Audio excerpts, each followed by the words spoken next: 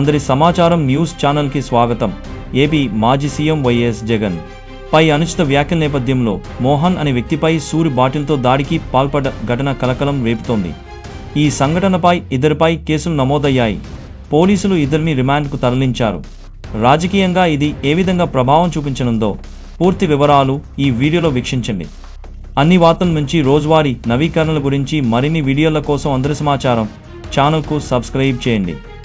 అప్డేట్ను ఎప్పటికీ కోల్పోకుండా ఉండటానికి బెల్ ఐకాన్ను నొక్కడం మర్చిపోవద్దు.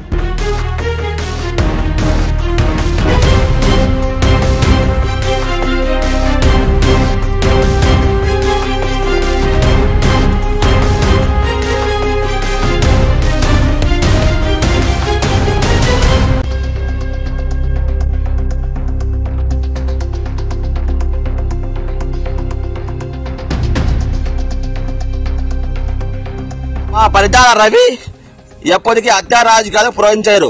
యాపోతైనా మా గత ప్రభుత్వంలో 2014 నుంచి 2019 వరకు హత్యా రాజకీయాలు చేశారా?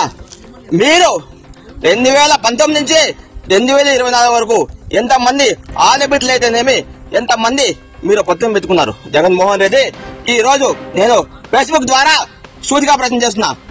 జగన్మోహన్ రెడ్డి నీకు దమ్ము ధైర్యం ఉంటే నువ్వు 2029లో నేను మగవాళ్ళకైతే మీసి చెప్తున్నాలే రాప్తాడ్ నియోజకవర్గం చెన్నై కొత్తపల్లి మండలం నువ్వు దమ్ము ధైర్యం ఉంటే 2029లో